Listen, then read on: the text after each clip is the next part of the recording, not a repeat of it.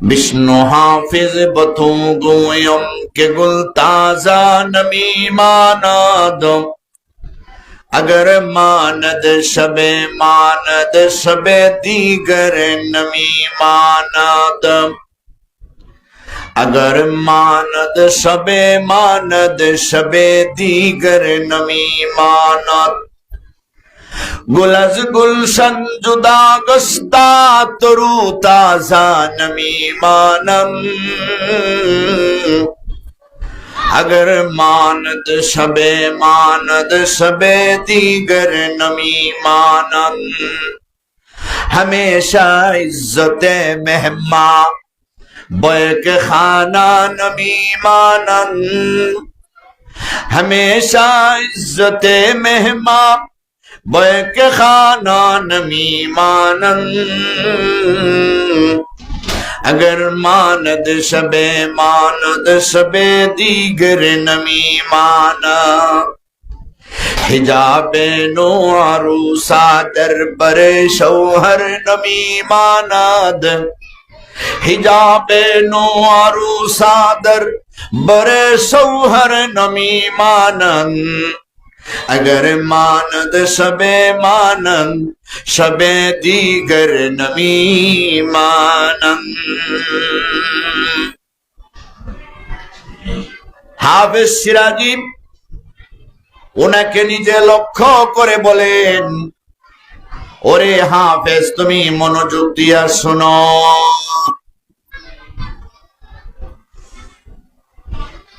বাগানের ফুল সব সময় তরতাজা থাকে না, থাকলেও সামান্য কিছু সময় থাকে, এরপরে আর থাকে না। বাগানের ফুল সব সময় তরতাজা থাকে না, থাকলেও সামান্য সময় থাকে, বেশিক্ষণ থাকে না।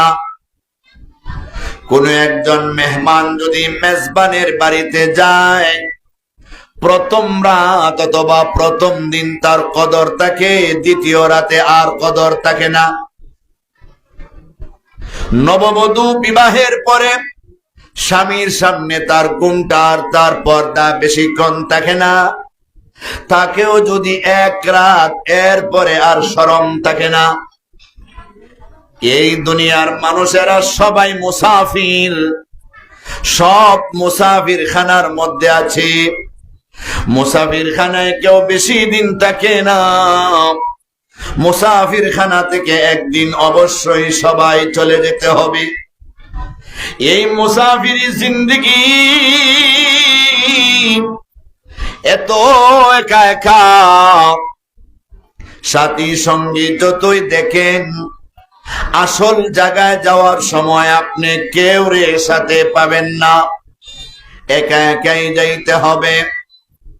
দুনিয়ার একটা মানুষ মালাকুল মউত আজরাইল তার জান কবজ করে নেওয়ার পরে ওই লোকটার কাছে আর কেউ থাকতে চায় না। লোকটা চিৎকার দিয়ে দিয়ে কান্দে আর বলে, আমার আপনজনেরা রে, তোমরা এত নিমক খারাপ কেমনে হইলা রে? আমি মারা গেলাম, আমার লাশের পাশে একটা মানুষও দেখি নাই। এ আমার বিবি, তোমার নিয়ে আমি সারা জীবন ঘর বাঁধলাম, কিন্তু আজকের রাতে তুমি আমার পাশে নাই। ওরে আমার সন্তানেরা, তোমরা দেখি আমার কাছে কেউ নাই। লোকটারে দত করাইয়া কাপড় লাগাইয়া প্যাকেট করে ফেলা হয়, ইন্না লিল্লাহর ঘোষণা হয়।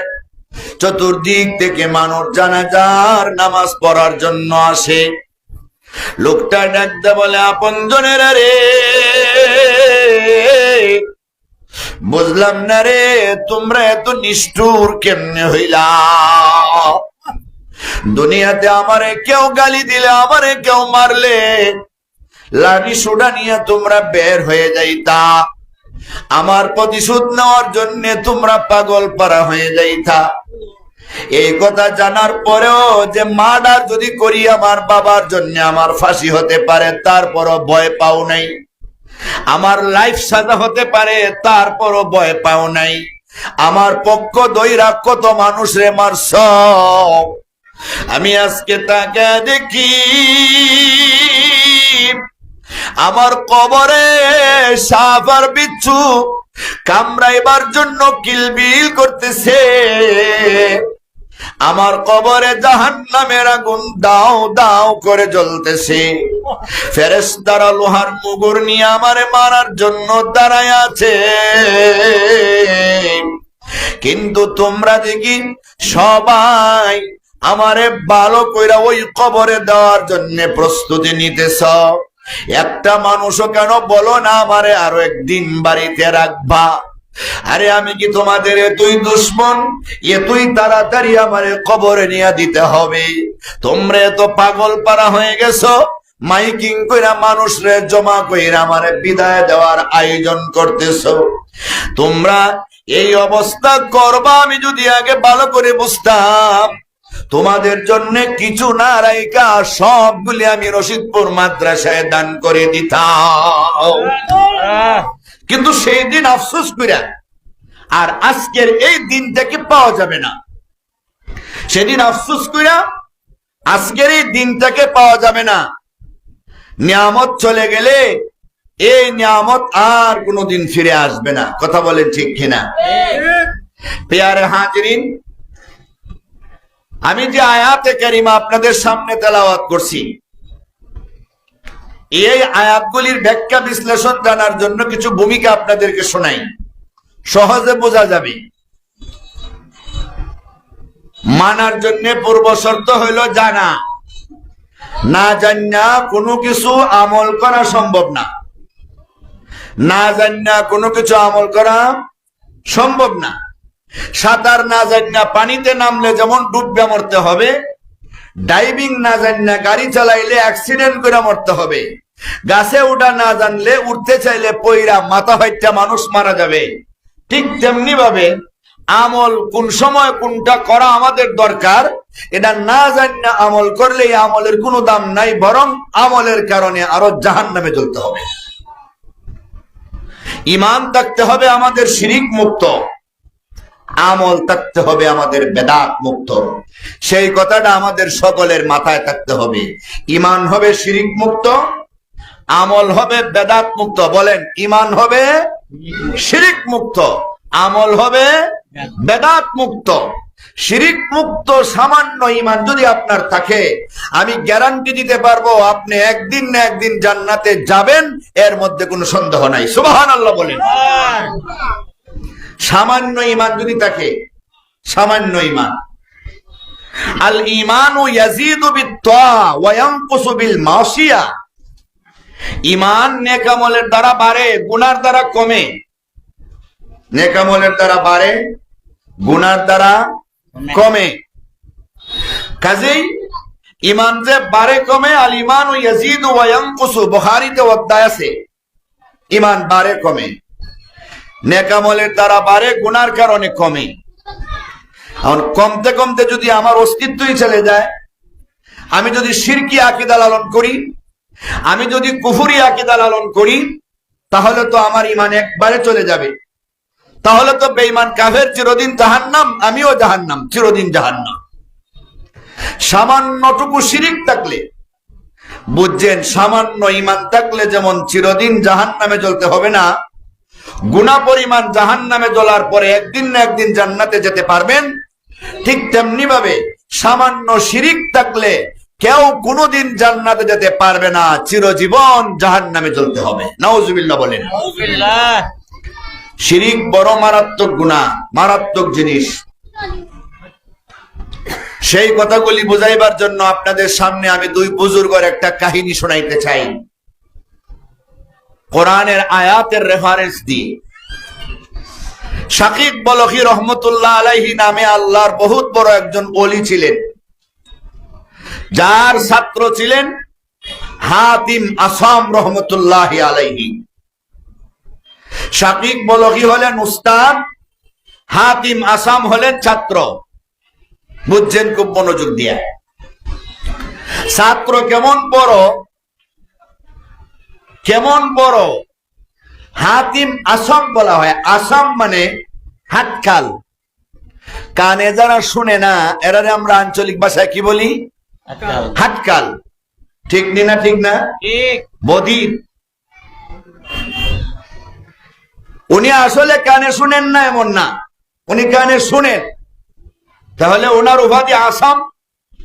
হাটকাল কেন হইল? ওনার বাড়িতে একজন মহিলা তার একটা সন্তান নিয়ে গেছেন কোন এক প্রয়োজনে, কিছু জিজ্ঞাসা করবেন পর্দার আড়াল থেকে। ঘটনাক্রমে মহিলা কথা বলার এক ফাঁকে দিয়া মহিলা জোরে আওয়াজ দিয়ে একটা ফাঁদ মারছে, বাতাস ছাড়ছে।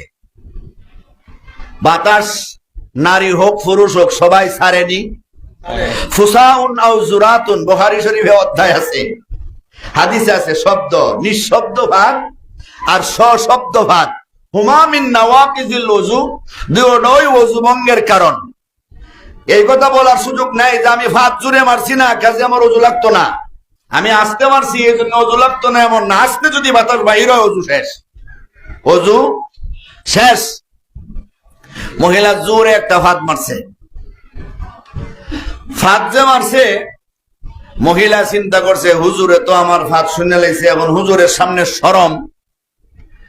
নিজের শরমটারে ডাকবার জন্য উদুর পিন্ডি বুদুর গাড়ে চাপাইয়া দিছে। মানে নিজের যে বাচ্চা ছিল, ছোট বাচ্চা, তার পিঠের মধ্যে 3টা তাপ্পর বসাইয়া দিয়া কয়, কে তো জোরে ফাঁদ মারস হুজুরের সামনে বসি। আপনারা কি বলেন, ফাঁদ কি বাচ্চায় মারছে না মহিলায় মারছে? মহিলা। হুজুর চিন্তা করলেন আল্লাহর বান্দি শরম পাইলিব, তারে কেমনে বাঁচানো যায়। হুজুর তৎক্ষণাৎ জবাব দিলেন, মাগো আমার কাছে তো আপনি কথা বলবেন, তো যা বলার একটু জোরে শুইলে বইলেন, আমি কানে কিন্তু কম শুনি। এই কথা দিয়া বুঝাইলেন ফাঁদ যে মারছো এটা বলে আমি শুনছিই না। দেখেন আল্লাহর ওলি কারে বলেন। এই যে কানে কম শুনি বলছেন, এরপর থেকে লোকেরা প্রচার করছে হুজুর আসাম, হুজুর হাটকাল, হুজুর বদির, হুজুর কানে কম শুনে। সারা জীবন মহিলা যতদিন দুনিয়াতে বাঁচছে ততদিন পর্যন্ত হুজুর হাটকাল, হুজুর বদির, হুজুর আসাম এই উপাধি নিয়েই থাকছেন। তবুও কোনোদিন বলেন নাই যে আমি কানে বেশি শুনি। আল্লাহর বান্দি যেন আমার কারণে লজ্জিত না হয়। সুবহানাল্লাহ। এই ওলি হলেন ছাত্র, শিক্ষক হলেন শাকিক বলখী রহমতুল্লাহ আলাইহি। শাকিক বলখী রহমতুল্লাহ আলাইহি ছাত্রকে বলতেছেন, বাবা তুমি আমার খেদমতে কতদিন ধরে আসো, কতদিন ধরে আমার কাছ থেকে ইলম শিক্ষা করতেছো? বললেন হুজুর 33 বছর ধরে। 33 বছর তো একটা মানুষের অর্ধেক জীবন। 33 বছর, মাশাআল্লাহ। আচ্ছা বাবা, এই 33 বছরের ভিতরে তুমি আমার কাছ থেকে কত হাজার মাসআলা মাসাইল শিখেছো? হুজুর 33 বছরের জীবনে আমি আপনার কাছ থেকে 8টা মাসালা শিখেছি। সুবহানাল্লাহ বলে। কয়টা মাসালা? এটা কম না বেশি? কম। 33 বছরে তো 33,000 মাসালা শিখার কথা। 3300 না, 33টাও না, মাত্র কয়টা? 8টা মাসালা। হুজুর আশ্চর্যান্বিত হয়ে বললেন, বাবা কামটা করছো কি? 33 বছরে তো 33,000 মাসালা শিখার কথা, 3300 করলা না, 33টাও করলা না, 8টা মাসালা শিখছো। তুমি তোমার জীবনটাও নষ্ট করছো, আমার জীবনটাও বরবাদ করছো। আরে তোমাকে 33 বছর লেখাপড়া না করাইয়া, ইলম না শিখাইয়া রাস্তার কুকুরকে শিখাইলে হেও আরো এর চেয়ে বেশি মাসালা শিখতো। তাৎক্ষণিক ভাবে হাতিম আসাম রহমতুল্লাহ আলাইহি ডাকতে বললেন, হুজুর 33 বছরের ভিতরে আমি মাত্র 8টা মাসআলা শিখেছি, 9টাও শিখতে পারি নাই, তাই আপনারে বলতে পারি নাই। 9টা যদি বলি তাহলে মিথ্যা হয়ে যাবে, মিথ্যা কথা তো বলতে পারি না, সেই শিক্ষা তো আপনি আমারে দেন নাই। এই জন্য সত্যভাবে যা শিখেছি তা বলেছি। সুবহানাল্লাহ বলেন। যা বলেছি, যা শিখেছি তা বলেছি। ক্লাসে এমনি আপনি যদি গিয়া বলেন সবাইকে আজকে পড়া শিক্ষাই শুনি, উস্তাদরা ধরে জি হুজুর সবাই শিখাইছি, যদি জিজ্ঞাসা করা হয়, এই মাঝখানের টুপিওয়ালা তুমি দাঁড়ায় বলো হ্যাঁ আমি শিখছি না, আগে কিন্তু কইবো আমি শিখছি, জিজ্ঞাসা করলে কইবো আমি শিখতে পারছি না। মনে করছে যে প্রথম প্রশ্নে যদি বাচ্চা যায়, হুজুরে যদি আর জিজ্ঞাসা না করে তো গোল্লা ভার, তো জিজ্ঞাসা করার পরে তো আটকে যায়। উনি তো এই জাতের জবাব দেন নাই, যা শিখছেন তা বলছেন। একটাও আমি মিথ্যা বলতে পারবো না, এই জন্য বলি নাই। এই কথায় শাকিব বলো কি উস্তাদের মনে একটা আঘাত লাগছে, অনেক বড় কথা, তো মিথ্যা বলবে না আমার ছাত্র, তাহলে তার 8টা মাসালা কি আমি জানা দরকার। বাবা বলো তোমার 8টা মাসালা কি, তুমি আমার একটা একটা করে শোনাও। হুজুর আমার 1 নম্বরের মাসআলা, দুনিয়ার মানুষের দিকে চাইলে আমি দেখি দুনিয়ার মানুষেরা কেউ বিবিরে ভালোবাসে, কেউ সন্তানরে ভালোবাসে, কেউ মা বাবারে ভালোবাসে, কেউ ভাই বেরাদর আপনজনকে ভালোবাসে, কেউ বন্ধুকে ভালোবাসে, কেউ তার ব্যবসারে ভালোবাসে, কেউ তার গাড়িকে ভালোবাসে। প্রত্যেকেরই একটা ভালোবাসার জিনিস আছে, কিন্তু ওই লোকটা যখন মারা যায় তখন তার ভালোবাসার একটা জিনিসও তার সাথে কবরে যায় না। হুজুর গো, আমি এই জন্য দুনিয়ার কোন চিজ ও আসবাবের সাথে ভালোবাসা রাখি না, আমি একমাত্র নেক আমলের সাথে ভালোবাসা রাখি। যেই নেক আমল আমার সাথে কবরে যাবে, হাসরে যাবে, যেই নেক আমল আমারে হাউজে কাউসারের পানি পান করতে সহযোগিতা করবে, যেই নেক আমল আমার মিজানের পাল্লায় নেকিরে বাড়ি করার জন্য কাজে লাগবে। হুজুর গো, আমি জানি কবর প্রতিদিন মানুষকে ডাকে, আনা বাইতুল ওয়াহদা, আমি একা একার ঘর, আমার কাছে আসতে চাইলে সাথে সঙ্গে নিয়ে এসো, একা একা থাকতে পারবা না। আনা বাইতুল জুলমা, আমি অন্ধকার ঘর, আমার ঘরে কোনো বাতি নাই, দুনিয়াতে তুমি বাতি ছাড়া থাকতে পারো নাই, আমার কাছে তুমি অন্ধকারে থাকতে পারবে না, দুনিয়াতে আসার সময় তুমি বাতি নিয়ে এসো।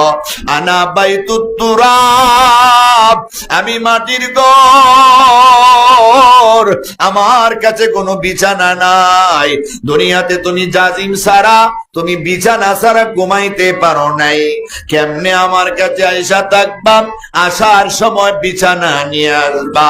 আনা বাইতুল আফাই ওয়াদ্দিদান, আমি হলাম সাপ পিচ্ছুর ঘর, সাপে কামড়াইলে হাসপাতাল গিয়া অ্যান্টিভেনম দিতে হয়, না হলে মানুষ মারা যায়। আমার কবরে সাপের কামড় থেকে বাঁচতে হইলে দুনিয়া থেকে আসার সময় অ্যান্টিভেনম নিয়ে এসো।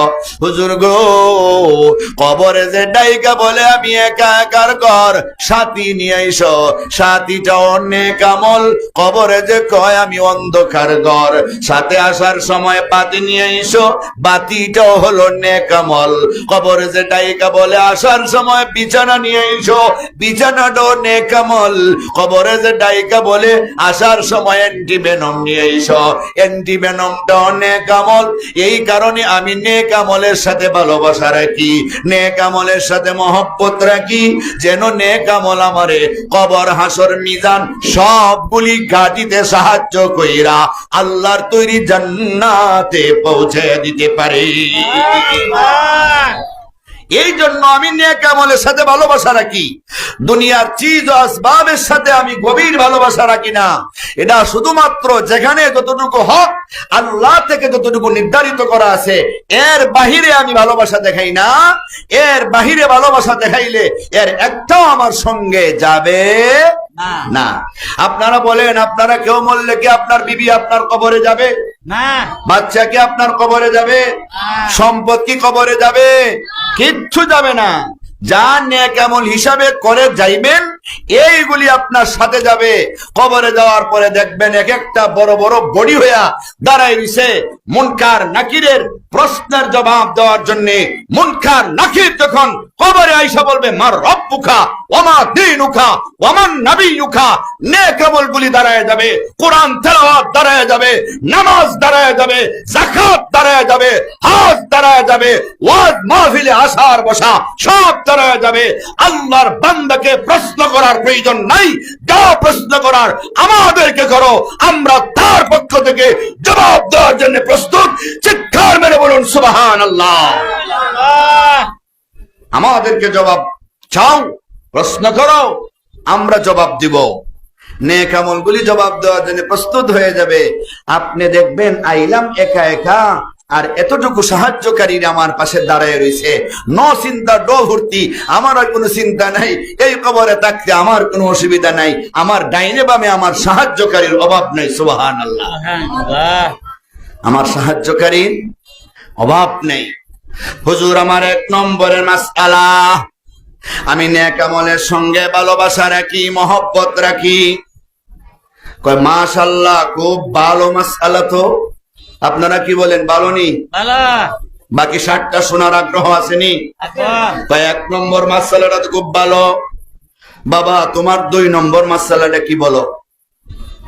হুজুর আমার 2 নম্বরের মাসআলা হইল,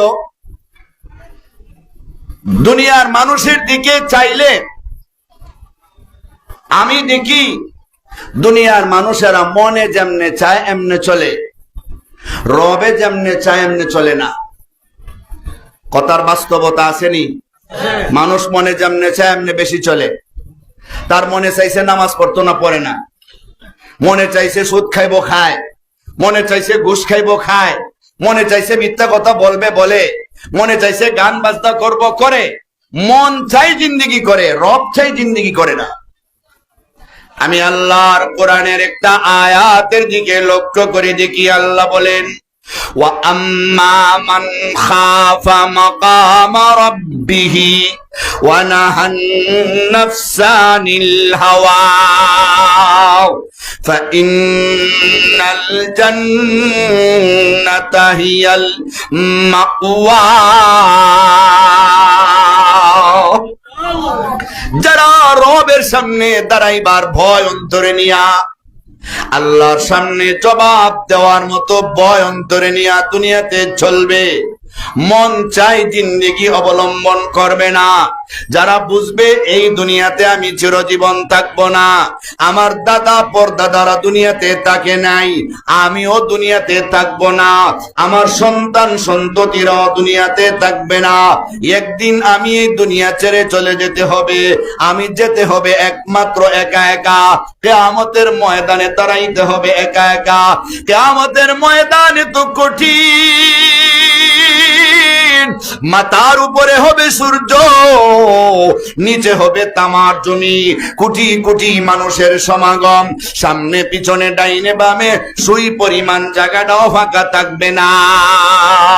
ওই কঠিন হাসরের ময়দানে সমস্ত পয়গম্বরেরা বলবে আল্লাহ আমারে বাঁচাও, আমাকে বাঁচাও।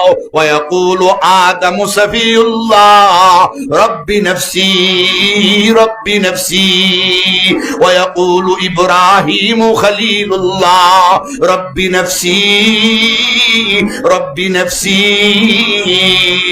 এইভাবে সমস্ত পয়গম্বরেরা বলবে আল্লাহ আমারে বাঁচাও, আল্লাহ আমাকে বাঁচাও। শুধুমাত্র আমাদের নবী মুহাম্মদুর রাসূলুল্লাহ সাল্লাল্লাহু আলাইহি ওয়াসাল্লাম নিজের চিন্তা বাদ দিয়া উম্মতের চিন্তা করবেন।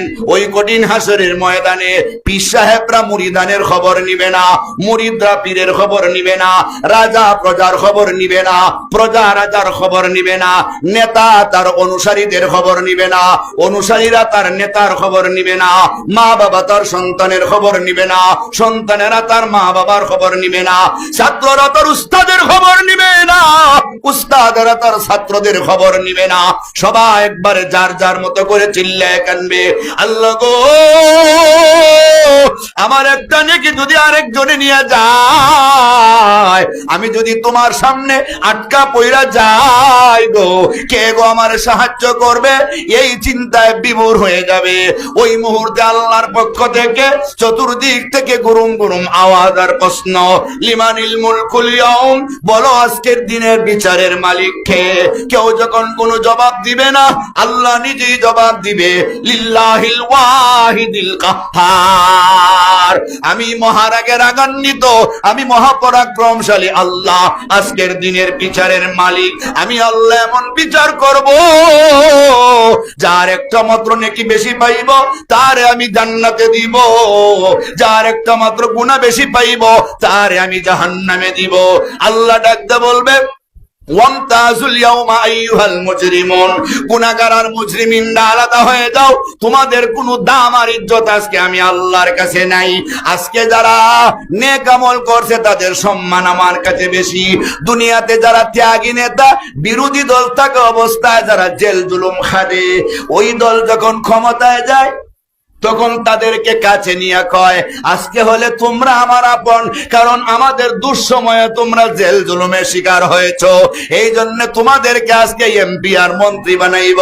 আল্লাহ ডাকতে বলবেন, ইবাদতের জিন্দেগিতে দুনিয়াতে তোমরাই আমার কথা মানিয়া চলছো, তোমরা আমার কোরআনের বিধান মানছো, তোমরা আমার নবী রাসূলদের কথা মানছো, তোমরা আমার ঘর মসজিদের খেদমত করেছো, তোমরা আমার নবীর বাগান মাদ্রাসার খেদমত করেছো, তোমরা হলে আমার আপন, তোমরা নেককারের কাতারে যাও, গুনাহগারেরা গুনাহগারের কাতারে যাও। ফারিকুম ফিল জান্নাহ ওয়া ফারিকুম ফিস সাইর, জান্নাতীরা এক লাইনে, জাহান্নামীরা আরেক লাইনে, যার যার ফেরেশতারা যার যার গন্তব্যে পৌঁছে দিবে। ওই হাসরের মাঠে আল্লাহর সামনে কেমনে দাঁড়াইবো, ওই বয় নিয়া হুজুর গো, আমি মনে যেমনে চাই এমনে চলি না, বরং আমার রবে যেমনে চায় এমনে চলি।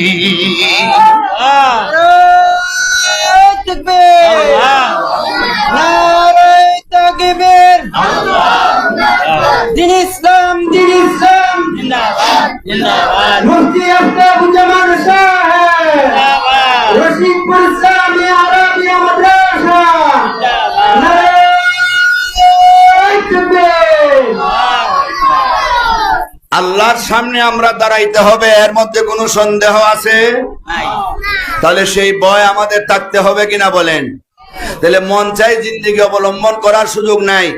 আমাদের জীবনের প্রতিটা সেক্টরে, প্রতিটা ক্ষেত্রে আমরা কোন পথে চলতে হবে তার গাইডলাইন কোরআন সুন্নাহ আমাদেরকে দিয়েছে। আপনি বিয়া শাদী বলেন, ব্যবসা বাণিজ্য বলেন, খেত কৃষি বলেন, সন্তান জন্ম দেওয়া বলেন, সন্তান জন্ম হওয়া বলেন, রাস্তাঘাটে চলাফেরা বলেন, পোশাক পরিচ্ছদ বলেন, খাবার দাবার বলেন, বলেন তো দেখি কোন সেক্টরে ইসলাম নাই? সব সেক্টরে ইসলাম আছে। অতএব মন গড়া চলার কোনো সুযোগ নাই। সব সেক্টরে নবী এবং তার সাহাবায়ে কেরাম আমাদেরকে চলার পদ্ধতি শিখিয়ে গেছেন। কথা বলেন ঠিক না বেঠিক? কাজে মন চাই জিন্দেগি অবলম্বন করার কোনো সুযোগ নেই, রব চাই জিন্দেগি অবলম্বন করতে হবে। মাশাআল্লাহ, আমার ছাত্রর 2 নম্বর মাসআলাটাও অনেক দামি। হুজুর, আমার 3 নম্বরের মাসআলা, আমি দুনিয়ার মানুষের দিকে চাইলে দেখি দুনিয়ার মানুষেরা দামি দামি জিনিসগুলিরে ভালো ভালো জায়গায় জমা করে রাখে, হেফাজত করে রাখে। স্বর্ণ হলে তালাবদ্ধ করে রাখে, টাকাগুলি তালাবদ্ধ করে রাখে, ব্যাংকে টাকা রাখে, কয় আমার এই জিনিসটা যেন নষ্ট হয়ে না যায়, চোর ডাকাতে যেন নিয়ে না যায়। কিন্তু একদিন না একদিন জিনিস নষ্ট হয়, না হলে সে নিজেই নষ্ট হয়। কথা বলেন? কিছুদিন আগে যে ব্যাংক, অনেকগুলি ব্যাংকের মালিকরা বাইকে গেছে স্বৈরাচারের সময়, স্বৈরাচার পলায়নের সময়, শুনছেন না আপনারা? হ্যাঁ, বাহুবল ইউনিয়ন ব্যাংকের মধ্যে একটা আছে, আমারও অনেকগুলি টাকা, বাহুবলের অনেক মানুষের টাকা পাওয়া যায় না। 1 লাখ টাকা চাইলে 2000 দেয়। কি মুসিবতে আছে মানুষ, বুঝতেছেন তো? টাকা তৈয়াও নাই, আপনার টাকা তৈয়াও নাই। তাহলে দেখবেন ব্যাংক শেষ, ব্যাংক জ্বলে গেছে, ব্যাংক পলায়ন করে গেছে। যে আলমারিতে টাকা রাখছিলেন আগুন লেগে পুড়ে গেছে। যে ব্যবসা প্রতিষ্ঠান দাঁড় করাইছিলেন দুর্ঘটনার কবলে পড়ে সব শেষ হয়ে গেছে। যতই আপনি জমা রাখছেন, স্বর্ণ রাখছেন, চুরি করে নিয়ে গেছে, শেষ। অথবা একদিন আপনি নিজেই শেষ। অস্তিত্ব নাই। এই জন্য হুজুর আমি আল্লাহর কোরআনের একটা আয়াতের দিকে লক্ষ্য করে দেখি, আল্লাহ রাব্বুল আলামিন আল্লাহর কোরআনে বলছেন মা ইনদাকুম ইয়ানফাদু ওয়া মা ইনদাল্লাহি বাক। তোমাদের কাছে যা আছে সব ধ্বংসশীল, সব ধ্বংস হয়ে যাবে, কিন্তু আল্লাহর ব্যাংকে, আল্লাহর অ্যাকাউন্টে যা জমা রাখবে সবগুলি পুঙ্খানুপুঙ্খ পাওয়া যাবে। সুবহানাল্লাহ। আল্লাহর ব্যাংক আছে নি না নাই? জোরে বলেন আসেনি? আল্লাহর ব্যাংক হইল সদকা করা ফকির, মিসকিন, ইয়তীম, অসহায়, মুসাফির, এই জাতীয় 8টা মাসারিফে যাকাত, মাসারিফে সদকা, দান খয়রাতের 8টা খাত আছে। এই খাতগুলি হইল আল্লাহর অ্যাকাউন্ট নাম্বার। এইগুলিতে যদি আপনি জমা রাখেন আপনার একটা টাকাও নষ্ট হবে না। যেদিন টাকা চলবে না, পাহাড় পরিমাণ সম্পদের মালিক যেদিন একটা টাকা নিয়ে কবরে যাইতে পারবে না, এত টাকা রাখবে কোথায়? কাপড়ের তো পকেট নাই। যেদিন খালি পকেটে, খালি জামা নিয়ে, খালি কাপড় নিয়ে কবরে যাইতে হবে, সেই লোকটাও তার টাকা পয়সা ধন দৌলত আল্লাহর অ্যাকাউন্টে জমা রাখার কারণে হাসরের ময়দানে সে হয়ে যাবে সবচেয়ে বড় ধনী। জোরে বলেন সুবহানাল্লাহ। হুজুর আমি দুনিয়ার কোন অ্যাকাউন্টে, দুনিয়ার কোন ব্যাংক ব্যালেন্সে দামি দামি জিনিস জমা না রেখা আল্লাহর অ্যাকাউন্টে জমা রাখি, যেন এগুলি আমি আল্লাহর কাছে গিয়া পাই, আল্লাহর কাছে গিয়া পাই। এটা আমার 3 নম্বরের মাসআলা। হুজুর আমার 4 নম্বরের মাসআলা হইল, দুনিয়ার মানুষের দিকে চাইলে দেখি দুনিয়ার মানুষেরা বিভিন্ন বিষয় নিয়ে অহংকার। কেউ সুন্দর হলে সুন্দরের অহংকার, কেউ শক্তিশালী হলে শক্তির অহংকার, কেউ 10টা সন্তানের বাবা হলে তার সন্তানের অহংকার, কেউ সম্পদের মালিক হলে সম্পদের অহংকার, কেউ যদি বড় একটা চাকরি হয়ে যায় চাকরির অহংকার, কেউ যদি পুলিশের অফিসার হয় তার অফিসারের অহংকার, কেউ যদি ডিসিএসপি হয়ে যায় এটা তার অহংকার। বুঝে না অহংকার করা এটা কারো দ্বারা শোভা পায় না। অহংকার এটা আল্লাহর চাদর। অহংকার করার মতো একমাত্র যোগ্যতা হলো আল্লাহর, আর কেউ অহংকার করার কোনো সুযোগ নাই। অহংকার করার মতো কোনো যোগ্যতা নাই। ঠিক না বেঠি? অহংকার করার মতো কোনো যোগ্যতা কেউ নাই। দুনিয়াতে অহংকার হইল ইন্নাল কিবরা বাতরুল হাক্কি ওয়া গামতুন নাস। হাদিসে তার পরিচয় দেওয়া আছে। হক রে অস্বীকার করা হলো অহংকার। কোনো হক আমি মানি না, এটা হলো অহংকারী। আর অন্যকে ছোট মনে করে দেখা, এটা হলো অহংকারী। তাহলে কেউ থেকে তো কেউ ছোট না, সবাই রে বানাইছেন কে? জোরে বলেন কে? হাত নাই পাও নাই এমন মানুষটারও বানাই আল্লাহ বলছেন তোমার মতো সুন্দর কেউ রে বানাই নাই। বলেন তো আমাদের প্রত্যেকের বৃদ্ধাঙ্গুলি আসেনি না নাই? এই বৃদ্ধাঙ্গুলির একটা ফিঙ্গার, চোখের একটা ফিঙ্গার, দেখতে তো এক জাতীয় চোখ দেখা যায়। সারা দুনিয়ার দুইজন মানুষের চোখরে আপনি এক সমান বানাইতে পারবেন না। সারা দুনিয়ার 2জন মানুষের বৃদ্ধাঙ্গুলির যে রেখাগুলি আছে এক সমান বানাইতে পারবেন না। একজনের বৃদ্ধাঙ্গুলি আরেকজনের সঙ্গে মিলে না। আল্লাহ এক একজনকে বানায় বলছেন তোমার মতো সুন্দর আমি কেউ রে বানাই নাই, তোমার মতো সুন্দর আমি কেউ রে বানাই নাই। এখন তোমার সুন্দর আর তোমার ইজ্জত রক্ষা করে যদি চলতে পারো তুমি আমার কাছে দামি হইবা, না হলে লাঞ্ছিত হইবা। তো আল্লাহর কাছে কে দামি? কয় হুজুর আমি আল্লাহর কোরআনের আয়াতের দিকে লক্ষ্য করে দেখি, ইন্না আকরামাকুম ইনদাল্লাহি আতকাকুম। আল্লাহ বলছেন তোমাদের মধ্যে ওই ব্যক্তি সবচেয়ে আমার কাছে সম্মানী যার মধ্যে খুদাভীতি, যার মধ্যে তাকওয়া বেশি, সে হইল আমার কাছে সম্মানী। সুবহানাল্লাহ। সে হইল আমার কাছে সম্মানী। তাকওয়া যার কাছে আছে, খুদাভীতি যার কাছে আছে, সে হইল আমার কাছে সম্মানী। আর বাকি যে ওই যে হালত দেখেন, আর দুনিয়ার মধ্যে আপনি সম্মানী হতে পারেন, আপনার টাকার গরমে আপনারে সালাম করতে পারে, আপনার পদবীর কারণে আপনারে সালাম করতে পারে, কিন্তু আল্লাহর কাছে আপনি সম্মানী হইতে পারবেন কোন দিন? আপনি মুত্তাকি হইতে পারবেন যেদিন। কথা বলেন ঠিক কিনা? মুত্তাকি ছাড়া আল্লাহর কাছে কোনো দাম কেউ নাই। 4 নম্বর মাসালাটাও তো অনেক দামি। হুজুর আমার 5 নম্বরের মাসআলা, দুনিয়ার মানুষের দিকে চাইলে দেখি দুনিয়ার মানুষেরা টাকা পয়সা উপার্জন করার জন্য আল্লাহকে ভুলে যায়। একজন আরেকজনের উল্টা, একজন আরেকজনকে হিংসার পাত্র বানায়। সে আমার থেকে বড় হয়ে যাইতেছে, আমি তার থেকে কোন দিন বড় হব, এই প্রতিযোগিতায় লিপ্ত। অথচ আল্লাহর কোরআনের আয়াতের দিকে লক্ষ্য করে দেখি, আল্লাহ বলেন, নাহনু কাসামনা বাইনাহুম মাঈশাতাহুম ফিল হায়াতিদ দুনিয়া। দুনিয়াতে কে টাকাওয়ালা হইবা, কে গরিব হইবা, কে কতটুকু রিজিক পাইবা, আমি আল্লাহ সব কিছু বন্টন করে রেখেছি। হিংসা কইরা কমাইতে পারবা না, কাজে হিংসা করার কোনো প্রয়োজন নাই।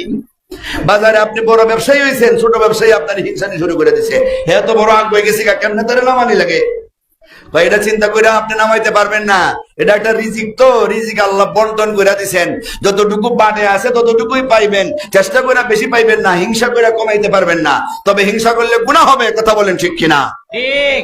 হুজুর আমি আমার রিজিকের উপরে সন্তুষ্ট, এটা আমার 5 নম্বরের মাসআলা। এক একটা মাসআলার সময় নিলে 1 ঘন্টা শেষ হবে না, আমি 8টায় শেষ করতে চাই সময়ের ভিতরে। হুজুর আমার 6 নম্বরের মাসলা, দুনিয়ার মানুষের দিকে চাইলে দেখি মানুষ মানুষকে দুশ্মন মনে করে, ইমানদার ইমানদারকে দুশ্মন মনে করে, আলেম আলেমরে দুশ্মন মনে করে, মাস্টারে মাস্টারে দুশ্মন মনে করে। আসেনি না নাই? অথচ তার দুশ্মন কে হবে হে নিজেই চিনে না। দুশ্মন কারে বানাইতে হবে সে নিজেই জানে না। মুসলমান হইয়া আরেক মুসলমানের মাথায় বাড়ি মারে, নিজের গ্রামের লোক একজন আরেকজনের মাথায় বাড়ি মারে, আঘাত করে, দুশ্মনই চিনে না। অথচ আল্লাহ বলেন, ইন্নাশ শাইতানা লিল ইনসানি আদুউম মুবিন। শয়তান হলো মানুষের দুশমন, শয়তান হলো মানুষের দুশমন, তারে তোমরা দুশমন বানাও। শয়তানকে যারা দুশ্মন বানাইতে পারবে সে নিশ্চিত আল্লাহর বন্ধু হয়ে যাবে। হুজুর গো, আমি দুনিয়াতে আল্লাহর কোন মাখলুক রে দুশ্মন বানাই না, আমার দুশ্মন একমাত্র শয়তান। সুবহানাল্লাহ। আমার দুশ্মন একমাত্র শয়তান। শয়তানকে দুশ্মন বানাইলে আল্লাহ হবে তার বন্ধু। তো হুজুর আমার 6 নম্বরের মাসআলা হইল, দুনিয়ার মানুষেরা রিজিকের জন্য ইবাদত বন্দেগী ছাইড়া দেয়। মনে করে খাবার পাইমু কই, আমি যদি ইবাদত লাগিয়ে যাই আমি তো খাবার পাইতাম না, আমার ব্যবসা লস হইব, আমি যদি দোকান লাগাইয়া নামাজে আইসা পড়ি আমার কাস্টমার চলে যাইব। বাজারে এরকম আসেনি না নাই?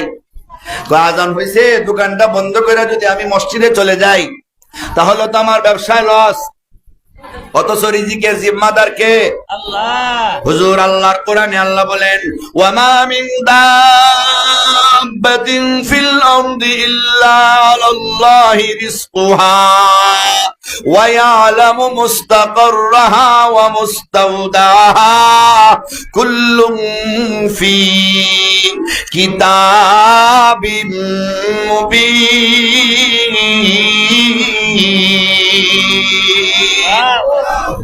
সব কিছু সমস্ত প্রাণীর রিজিকের জিম্মাদারি আল্লাহ গ্রহণ করেছেন। পাখিরা পেট খালি কইরা সকাল বেলা বাসা থেকে বের হয়, দেখবেন একদল পাখি উইরা উইরা ও অপর দিকে যায়, সন্ধ্যাবেলা এরা পেট বইরা বাড়িতে আসে, এদের বাসায় একটা খাবারও নাই। পেট খালি কইরা সকালে বাহির হয়, সারাদিন খাইয়া রাতের খাবার পেটে নিয়া বাসায় ফিরে। এরা উপবাস মরে না, এরা খেত কিছুও করতে হয় না। মানুষকে আল্লাহ তাআলা জমাইবার ব্যবস্থা করেছেন হালাল পন্থায়, রিজিকের অভাবে কেউ মরবে না। কত টাকার মালিক দেখবেন হাসপাতালে কাতরায়, আঙ্গুরের রস তার সন্তানের নিংরাইয়া ভিতরে দেয় কিন্তু খায় না। কিন্তু রেল লাইনের চাকার কাছে, রেল লাইনের কাছে কত ফকির গিয়া দেখেন ঘুমায় আছে। ওদের না আছে বাড়ি, না আছে গাড়ি, না আছে টাকা, কিন্তু ওদের পেটে খাবারের জায়গা হয় না। দেখছেন না মন, পেটে খাবারের জায়গা হয় না। আর কত কোটি কোটি হাসপাতালে পয়লা রয়েছে, সন্তানের আব্বু একটু আঙ্গুরের রস খাও, কয় খাইতে পারি না। যায় না। ওই রিজিকের জিম্মাদার আল্লাহ, সুতরাং রিজিকের জন্য আল্লাহকে বললে হবে না। হুজুর আমার 8 নম্বরের মাসালা হইল মানুষ ব্যবসার উপরে, সন্তানের উপরে, বিভিন্ন চিজ আসবাবের উপরে ভরসা করে, অথচ আল্লাহ বলেন যারা আল্লাহর উপর ভরসা করে আল্লাহই তার জন্য যথেষ্ট। আমি দুনিয়ার কোন চিজ আসবাবের উপরে ভরসা করি না, আমি একমাত্র আল্লাহর উপর ভরসা করি। সুবহানাল্লাহ। আমাদের খাওয়ানেওয়ালাকে, আমাদের খাওয়ানেওয়ালাকে, পালনেওয়ালাকে, সবকিছুর মালিককে। তাহলে আমরা ভরসা করব কার উপরে? আল্লাহর উপরে ভরসা করব। আপনি মনে করবেন আমার 5টা সন্তান, আমার সন্তান যখন আছে আমারে আর খেটে খায়, দেখবেন 5 সন্তানের বাবা, সন্তানেরা মাইরা বাবারে ঘর থেকে বাহির করে দেয়। কিন্তু যার সন্তান ছেলে নাই, মেয়ে আছে, মেয়ের জামাইয়ের বাড়ি বাদশার মতো খাইতেছে। আর যে বেটা ছেলে নিয়ে গর্ব করছিল, ছেলেরা তাদের বউয়ের যুক্তিতে মার বাবারে ঘর থেকে বাহির করে দিছে, নাইলে বৃদ্ধাশ্রমে না ফেলাইছে। এমন ঘটনা আসেনি না নাই? আল্লাহর উপর ভরসা করেন, যেখানে থাকেন ভালো থাকবেন। কথা বলেন ঠিক কিনা? 8টা মাসআলা বলে যখন শেষ করছে, এবারে শাকিক বলকি রহমতুল্লাহ আলাইহি ডাকতে বলে, ওরে আমার ছাত্র, আমি কিন্তু যেমন তেমন লোক না রে। আমি জাবুর কিতাবের আলেম এবং পণ্ডিত, আমি তাওরাত কিতাবের আলেম এবং পণ্ডিত, আমি ইনজিল কিতাবের আলেম এবং পণ্ডিত, আর আমি মহাগ্রন্থ আল কোরআনের হাফেজ এবং আলেম। আসমানি আগের সব কিতাবগুলি মানসুখ হয়ে গেছে কোরআন নাজিলের পরে, এখন শুধু কোরআন চলবে। কিন্তু আগের কিতাবের বহু বিধিবিধান কোরআন শরীফে এখনো আছে, আর অনেকটাই আল্লাহ বাদ দিয়ে দিয়েছেন। আমাদের এই নবীর উম্মতের ভালোর জন্য আমি ওই 4টা কিতাব গবেষণা কইরা যা পাইছি ভালো ভালো কাজ, সবগুলি কাজ তোমার ওই 8টা মাসআলার মধ্যে ঢুইকে গেছে। আল্লাহর বান্দারে, কেউ যদি ওই 8টা মাসআলার উপরে তার জীবন চালাইতে পারে, তাহলে সে যেন আল্লাহর আসমানি 4 কিতাবের উপরে আমল করেছে। সবগুলি এই 8টা মাসলার মধ্যে ঢুকে গেছে। আল্লাহু আকবার। প্রিয় হাজিরিন, আমরা ইমানদার, আমাদের ইমান রাখতে হবে শিরিক মুক্ত, আমল থাকতে হবে বেদাত মুক্ত। শিরিক থাকলে কোনোদিন জান্নাতে যেতে পারবেন না। শিরিক মুক্ত সামান্য ইমান থাকলে চিরজীবন জাহান্নামে জ্বলতে হবে না, একদিন না একদিন আল্লাহ জান্নাত দিবেন। আমল হতে হবে বেদাত মুক্ত, নবীর তরিকায়। আর দান খয়রাত এবং অন্যান্য যত আমল আছে যেগুলির দ্বারা ভিতরে অহংকারী আসে, এগুলি হতে হবে একমাত্র আল্লাহকে রাজি খুশি করার জন্য। তাহলে সরিষার দানা পরিমাণ দানেও উহুদ পাহাড় পরিমাণের সব পাওয়া যাবে। আর লোক দেখানোর জন্য দান করলে উহুদ পাহাড় পরিমাণ দানেও সরিষার সম পরিমাণ সওয়াব পাওয়া যাবে না। কথা বলেন ঠিক কিনা? সময়, নামাজের সময় যেহেতু অত্যাসন্ন, এই জন্য আর আপনাদের মূল্যবান সময় নষ্ট করছি না। আপনাদেরকে নিয়ে দোয়া করব। দোয়ার